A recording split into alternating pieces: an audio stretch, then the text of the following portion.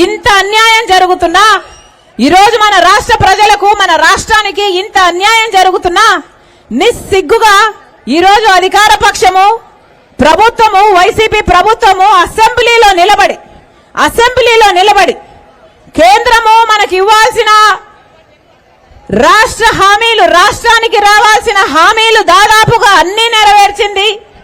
ఇక కొట్లాడడానికి ఇంకా ఏమీ మిగిలలేదు. దాదాపుగా అన్ని తెచ్చుకున్నాం మనము. ఇక ఏమీ కొట్లాడడానికి లేదు అని చెప్పకనే చెప్పారు. ఇప్పుడు ఎలాగైతే బీజేపీతో సంబంధాలు ఉన్నాయో ఆ సంబంధాలు ఇలాగే కొనసాగాలి అని కూడా చెప్పారు. అసలు ఎక్కడ సాధ్యమైంది అని అడుగుతున్నాం. ఎక్కడ సాధ్యమైంది? ప్రత్యేక హోదా వచ్చేసిందా? పోలవరం ప్రాజెక్ట్ వచ్చేసిందా? రాజధాని వచ్చేసిందా? విశాఖ రైల్వే జోన్ అయిపోయిందా? కడపలో స్టీల్ ఫ్యాక్టరీ వచ్చేసిందా? విశాఖ టు చెన్నై కారిడార్ అయిపోయిందా? Industrial corridor. ఉత్తరాంధ్రకు రాయలసీమకు స్పెషల్ ఎకనామిక్ ప్యాకేజీలు వచ్చేసినాయా? ఏమీ రాలేదు. కానీ వీళ్ళు రాత్రి పడుకొని వీళ్ళ కలలో అన్ని వచ్చేసినాయట. అసెంబ్లీలో నిలబడి అన్ని సాధించేసుకున్నామని తేల్చి చెప్పేశారు. వీళ్ళు తేల్చి చెప్పేశారు.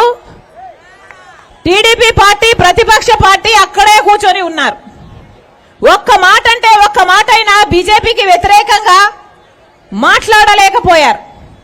ఒక్క మాట మనకు ప్రత్యేక హోదా ఎక్కడొచ్చింది అని మాట్లాడలేదు, పోలవరం ఎక్కడొచ్చింది అని మాట్లాడలేదు, రాజధాని ఎక్కడొచ్చింది అని మాట్లాడలేదు.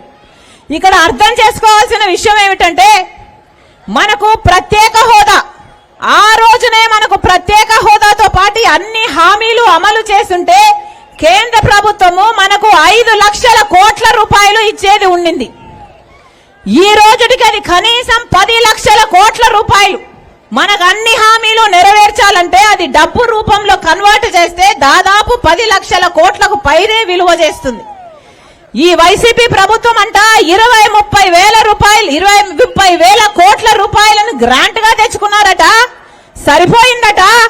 మొత్తము అన్ని హామీలను బీజేపీ పార్టీ నెరవేర్చిందట. వీళ్ళు హ్యాపీగా ఉన్నారట. వీళ్ళ సంబంధం ఇలాగే కొనసాగుతుందంట. నిస్సిగ్గుగా అసెంబ్లీలో నిలబడి ఇంత అబద్ధాలు చెప్తుంటే ప్రతిపక్ష పార్టీగా ఉన్న తెలుగుదేశము ఒక్కసారంటే ఒక్కసారైనా బీజేపీ పార్టీ మనకి ఏం చేసింది అని నిలదీయలేకపోయారు. చంద్రబాబు గారు గొప్పగా చెప్పుకుంటున్నారు కదా, నాకు 40 ఏళ్ల అనుభవం ఉంది అని. దేనికి సార్ 40 ఏళ్ల అనుభవము?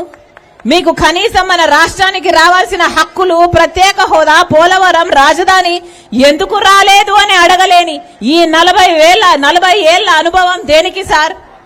కనీసం ప్రజల పక్షాన అబద్ధం చెప్పినప్పుడు అసెంబ్లీలో ఇది అబద్ధమని మీ వాళ్ళు లేచి నిలబడలేని, చెప్పలేని, ఈ దమ్ము లేని ఈ ప్రతిపక్ష నాయకుడిగా, ప్రతిపక్ష పార్టీగా మీరు కూర్చొని ఉన్నారంటే ఎందుకు సారు మీకు 40 ఏళ్ల అనుభవం అని అడుగుతున్నా.